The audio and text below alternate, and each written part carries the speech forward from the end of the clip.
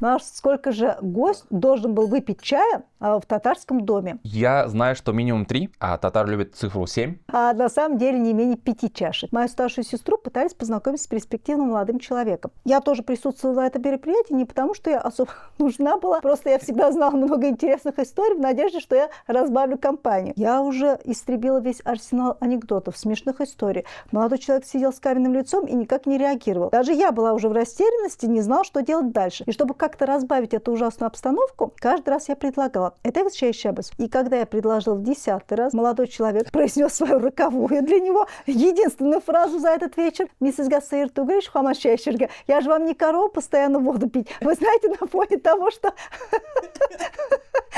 он весь вечер молчал, это прозвучало ужасно грубо. Сестра сказала, что с таким дурачком больше встречаться не будет. Сейчас каждый раз, когда кто-то пытается навязать свои услуги, мы отвечаем его фразой: «Миссис Гассейр, ты говоришь, хамашайшерга». Вот этим запомнился. То есть у него была пытка чаем. А что касается пытки чаем, который не выдержал, да.